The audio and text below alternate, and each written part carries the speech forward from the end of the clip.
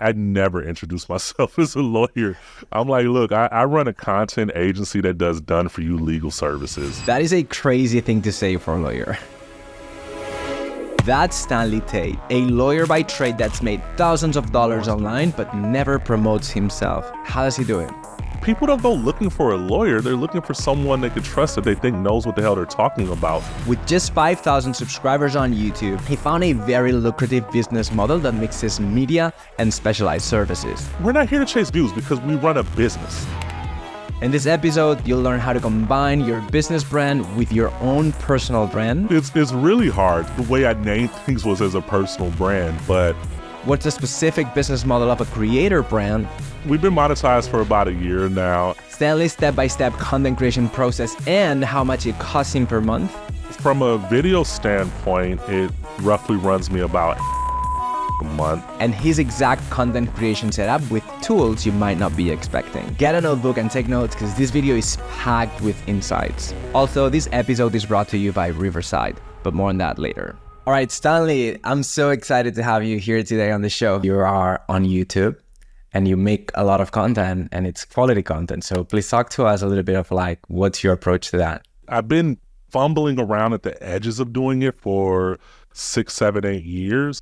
And I was never really quite happy with the results I was getting, but I knew it was a good channel to build a relationship, right? And I look at it from, you have like discovery channels and you have like these relationship channels, and YouTube is discovery, right? But it also, different from like a TikTok or some of these shorter form contents, it allows you to build a relationship with that person. And for me, that's super important because we sell a high ticket item that could run in the tens of thousands of dollars to hire me for a service. And so I felt like that was the best approach, is for us to be on YouTube and people get familiar with my voice, how I sound, how I talk. Is it the goal for you to be on YouTube to, give a little taste of what they would get if they were to work with you? Man, not even just a little taste, right? Like, because I believe in giving all of it away, like 99% of it away for free and charge for the 1% a ridiculous price. My goal is to enter that space and create something that's useful, beautiful, and cool as fuck. And if we could do those 3 things, we're killing it compared to everyone else in the market that's trying to do it, because we bring an insane skill set to it. So it's not just about, giving them a taste. It's about giving them the full boat and then letting them go from there and decide if they want to move forward with me. Hey, I just wanted to pause right here real quick to give you a little bit of a behind the scenes on how Stanley and I make our content. Every time there's guests on my episodes, I record all their content with Riverside. Our videos are recorded locally on both of our devices, which means that if the connection breaks or anything happens, we're good. This is actually the main reason why I started using Riverside 2 years ago, but it's a completely new tool today. During the last few months, they've been incorporating a lot of very interesting AI tools. All the video you record is automatically transcribed. That allows you to edit your video by making changes on the text. Magic Clips is another AI tool that will find the most relevant moments of the conversation and create clips that are ready to post on social media. And one of my favorites, AI Notes, super useful also for meetings, that will summarize the conversation and even create chapters for your YouTube videos. Absolutely essential tool for me, and I'm super happy that I was able to partner with them and make it easier for you to get started. All you need to do is click on the link down below and use my code AlexAntolino for a 15% off discount when you sign up. I would say do what I did and experiment with it for a month or 2. It's not even $20 a month with a discount, so there's not much you're gonna lose there. And you might unlock great content opportunities in meetings you're already having by just thinking media first and having the right tool. So just think about it. Now let's go back to the video. Like, your foundation is you're a lawyer, right? Yeah. And I love like how you're talking now. You sound to me like a storyteller. You sound to me like a creator. So where's the line? Like, I think this is a question that I like to ask the brands that I talk to, because a lot of them are kind of like in between creator and businesses, or like a mix of it. And I like to ask you this question: do you consider yourself a creator? Yeah, no, I lean more into the creator economy. Like, I tell my colleagues, I'm like, I run a content agency that has a done-for-you service attached to it, right? Our job is to create content that engages the reader. So we do a lot of blog posts, right? And that's where we got our start, is building our traffic there. And then with YouTube, it's a continuing to tell a story, continuing to engage, continue to deliver valuable information concisely, clearly, and beautifully. And so I definitely think of myself as a creator first, lawyer second, because people don't go looking for a lawyer. They're looking for someone they can trust that they think knows what the hell they're talking about. So before they even become lawyer aware, they're problem aware. And so I want to talk to their problem instead of talking to the profession. This is fascinating to me. Do you feel like your perception of like how you approach this has evolved over the last 3-5 years? Dude, last 3-5 years, the last decade, bro. Like when I started this, like you come out of law school and you look around and you look to other lawyers as what is possible. But over time, I realized I wasn't really competing with other lawyers. I was competing with content agencies like a NerdWallet, an Investopedia, a Bankrate. And so, but I still didn't make the connection that that's what I actually was. We ran a niche personal finance website, but it wasn't until COVID that clicked in my brain that that's how I needed to look at it. And then as we continued on the last couple of years and you realize how AI has crept into everything, and you're going to see these larger content agencies be able to do content at scale that's super quality that I won't be able to keep up with from a budgetary perspective. Well, I had to ask myself, what is something they can't be? Those larger brands are faceless. What I have going for me is that there's a face, there's someone doing this. There's a relationship that can be had with the individual. And that's a drawback a little bit because it makes it harder to sell the business down the road. But it's a huge advantage right now for me in that there's a relationship to be had that we can mine and that we can build. And we just got to give ourselves opportunities to put ourselves in front of new audiences to see us and discover our material and see that, yo, this is someone who can help me. I love how you're introducing AI, because one of the things that we also discussed with Baz, the founder of Teal Hop Music, which I'll link the episode right here, is that you have this competitive advantage as a human, because like the human experience is like can only be provided by humans and experienced by humans, right? Knowledge is a commodity and it only will become more of a commodity, but the fact that you are behind it and like this connection cannot be replicated with AI. And that is like huge, not just for personal brands, but for brands and businesses. In your eyes, do you think you're building a personal brand? So Stanley, or is it something else that you're building? It's really hard. So because I started off and I named the way I named things was as a personal brand, but to get to where I'm ultimately working towards, which is to separate myself from the thing, but in a way where people still pass off whatever good faith or whatever qualities I built into a goodwill. I would ultimately like to pivot into more of a brand that is separate from the person, but is supported by that person. And I've seen some good examples along the way of like a creator science with Jay Klaus. I've seen it with a couple other people as well, where it's distinct. Now, there's a Tim Ferriss approach where you're just like, your brand is you, right? And I'm still kind of walking the lines of those things. And it's really tough because the service I deliver is a physical service. It requires a human to be involved in it. And the user wants that human to be me. And so it's really tough, and I'm still trying to navigate it. But I think I would like to kind of separate it out a little bit, because in my mind, I want to be able to take a bit of a more step back and be able to pass it on beyond me as well and continue to have a larger impact. And the only way you can do that is through scaling, and scaling necessitates getting it out of your name per se. Especially if it's service-based, where there's not like a digital product involved, which is really tough, bro. Really tough. I know, because I'm in the same space right now. And so I know I could completely know exactly what you're talking about. And I also feel a lot of people watching here might have that same concern, or might be navigating that same like space or challenges. I think one of the interesting, let's say, routes to explore when it comes to this is the idea of like the diversifying in terms of characters. So now you have a brand that has one character, which is you. And then I've seen some other brands also introduce secondary characters to try to diversify that. And they all have a role. They also attract different types of audiences and like build different type of energy like into the media. So have you thought about this? Maybe introducing other characters? Yeah, so we thought about it from the standpoint of like TikTok, bro, because like, or different types of content, having a host that isn't me. And part of that comes down to my own limitations of what I don't want to do, which is we're looking at particularly like man on the street content, right? Like you have Salary Street, where they go up and question people about their salaries and things like that. Yeah. And I was like, dude, I'm a 6'7", 350-pound black man. I'm with a microphone. I'm not walking up on anybody asking questions, bro. I'm not trying to get shot.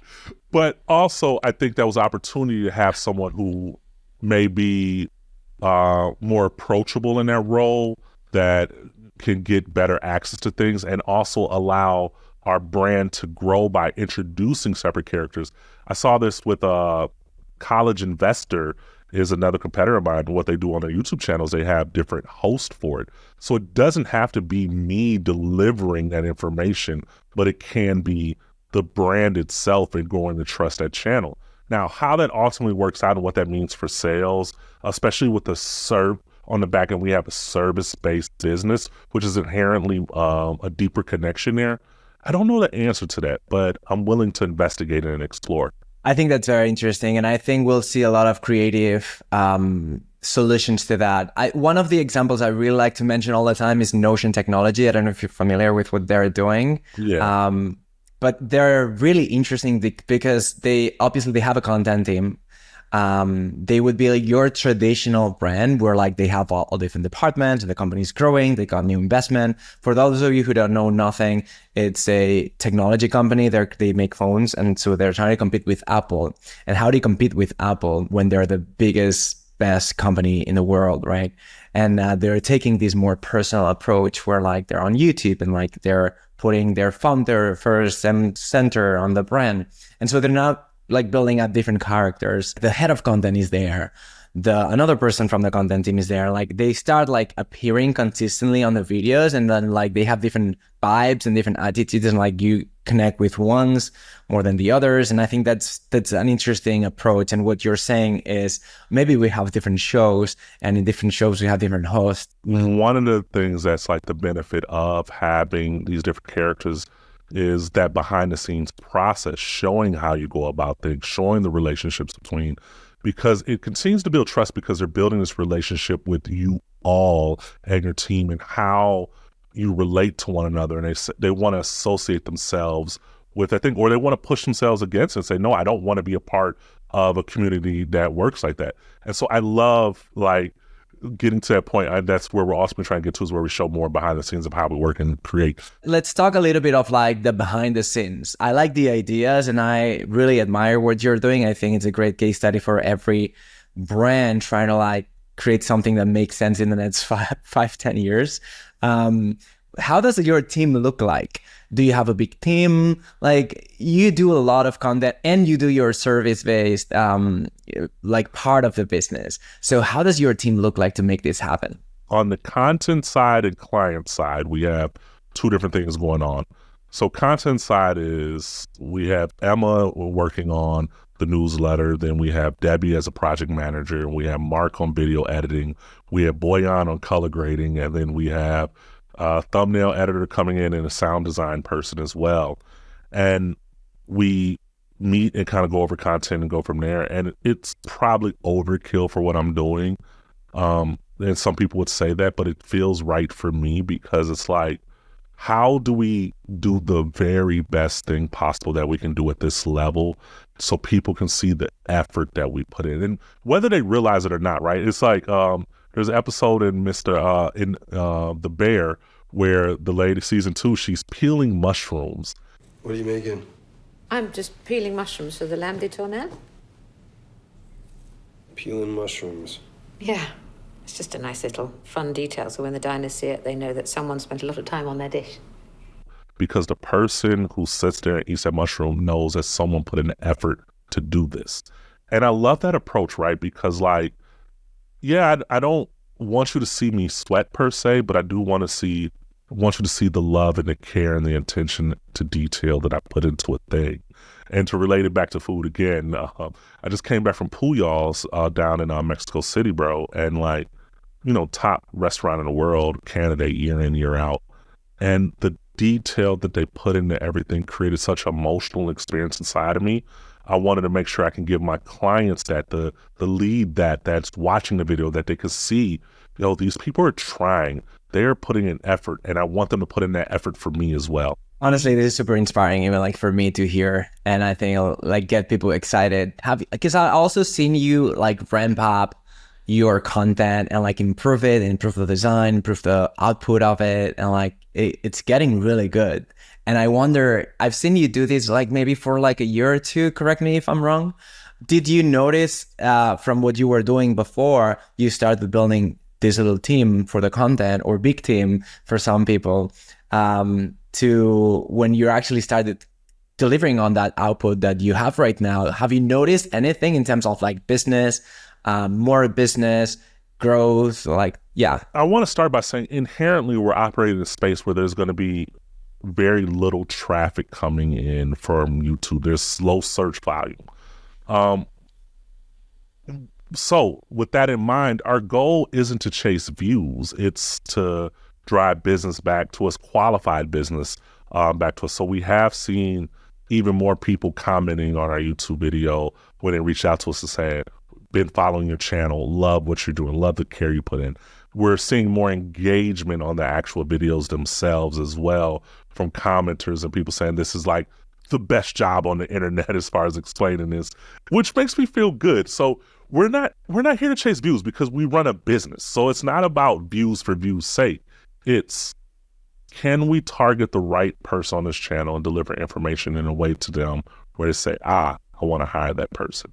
And so from a return on investment standpoint, it's absolutely been there. And I think it's going to continue to grow, because YouTube is an evergreen platform of sorts where people will deep dive on your content and be able to search there. And we want to pop up and someone does a binge session and just goes through our videos and crushes them and says, yeah, this is the dude. I want to get a little bit on like the pragmatic aspect of it for everyone that's like there's a lot of people running brands or running the content for brands watching this. And I like to give them a bit of like a sneak peek on like, how does it look like in terms of like business model, right? So you said you're creator first, lawyer second. How does this translate into your business model? So what is your main revenue stream, for example? Yeah, so main revenue source is through delivering done-for-you services for clients. And so people will reach out and we'll give them everything and tell them, yo, you could do all this yourself. What you're hiring us for is really anxiety transference. You don't want to think about this. You want to give us that emotional weight and be able to be there for you, which is something that, a blog post can't do, that, a brand like struggles, a faceless brand struggles to do. And so with that standpoint, we take that on. That's our main driver. We are now branching into more sponsorship relationships through our newsletter.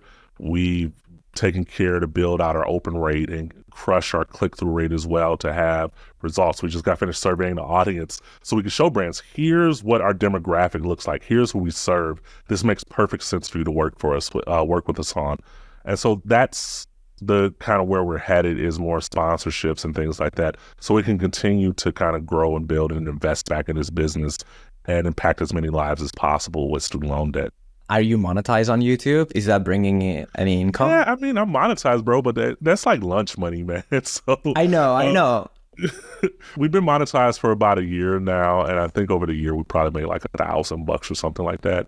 I didn't get into it for that. I got into it for, can we use this as a way to continue to build out our business, build out our newsletter, right? Because for me, we recognize our newsletter has an insane amount of value as well. And YouTube is the discovery channel for people, right? And so we want to continue to put people on a newsletter. which is an interesting thing, like thinking of yourself as like a newsletter operator as well. And how do we build that out as its own business model that can serve as a flywheel of sorts for the rest of your content? I just wanted to ask you this question because like not many brands actually realize that because they think that, YouTube, TikTok, it's their marketing, they don't realize that this can actually bring money. And I think one of the key differentiators of a creator brand like yours is that your marketing makes you money. Even if it's $100, I don't care. But potentially could be the beginning of something. And even if it's not directly through AdSense, like you're saying, you can make partnerships with sponsors and stuff like that. And you can, we're living this world right now where you can actually get paid to market your services, which is mind blowing. And not, in my opinion, not enough brands are actually taking advantage of this. But it's hard to concentrate on all balls at once, to do everything at once, right?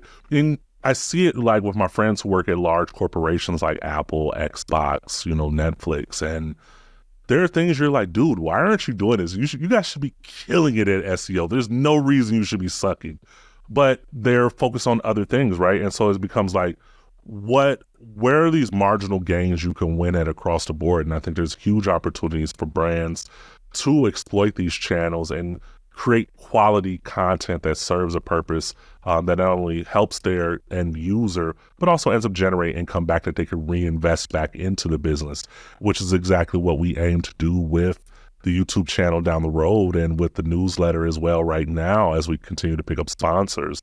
It's really cool because to go from like taking money out of your pocket all the time to pay for like the stuff and getting some money back in from it that's not tied to a digital product you're selling or tied into a service you're delivering. Dude, that's awesome, man, because it's just only upwards and better from here, man.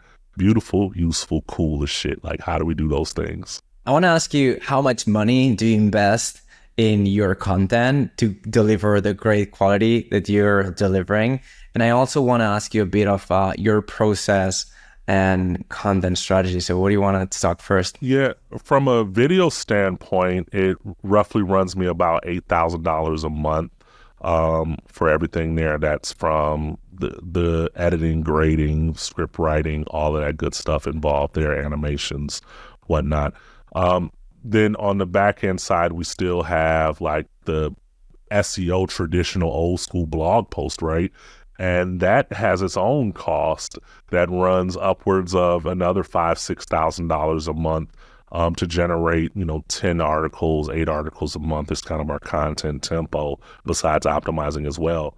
But then there's still like the strategies that you're hiring. So like those may be like a couple one-off, once or twice a year, we hire a content agency like Snippet Digital or Minutia to come through and lay out our keyword strategy for us. And then there's still the investment on the website, right? Because like I tell people, for me, my website is my number one employee. Like that's where people interact with. So we need to make sure that thing is beautiful, it's cool, it's useful, and then we're adding to the components. And so there's money that goes into that every year as well. Hey, we'll get to Stanley in just a second, but if you're here, it probably means that you're finding this video useful. And if that's the case, please leave a like. It makes the content get more views, which means you're supporting me to make more videos like this, which you'll get on your feed if you're subscribed. It's literally how it works. Okay, I think I gave you enough time to hit like and subscribe. If that's what you want, now let's go back to the video. Let me ask you about content strategy. And so you talked about, you have your YouTube, you talked about the newsletter and the blog. So that's a lot, right? And so for some small brands, this might be a little overwhelming. It's like, oh my God, how can we do all of this and do it right? Do you have any sort of like strategy where like you can repurpose some of the ideas and then change the format for YouTube, newsletter, blog? How you approach the content strategy for all of this? There is a lot of repurposing that goes on there. So for me, everything started with blog posts until we built up a kind of a content inventory there. Now we deal with kind of a small universe of topics we need to cover and information there. And we are basically kind of like hitting the ceiling of what we need to create there. And so now we can repurpose that into newsletter and doing things to resurface and doing Q&As as part of that newsletter as well, because it's there. We just need to deliver it in a digestible format to the end user. And YouTube, what a lot of times what we'll do is we'll look and see, okay, what's the search volume for this, particular blog post? We'll run it through Ahrefs and see what spits out, what comes up for a YouTube result as well, to see if there is search traffic for that particular thing. And then we'll take that and figure out what's the script there. How do we tell it? How do we tell it concisely? And sometimes that involves using ChatGPT to say, okay, turn this into like an outline for a YouTube video, and at least get us a start of taking in, carrying it from there into telling a full story that has an arc. And so we think a lot about repurposing. And as we continue to look at other discovery channels, like the other channel we're about to enter into is Pinterest, because like we saw an insane amount of views that come for our competitors. And we're like, didn't even think about it as a channel, bro. But it's like, it's there, and it's like low hanging fruit just to take your existing content and do it better, make it more beautiful for that platform. And so it is a lot of repurposing. And when you're making the content, do you think about content to be discovered, like TikTok, for example, or shorts and stuff like that? Do you differentiate your content in those terms? Do you create content for search and content for discovery, or you focus more on one of the two? So we primarily focus on search, because like I was trying to find a way for us to do discovery based on like a TikTok, and we did a lot of research there.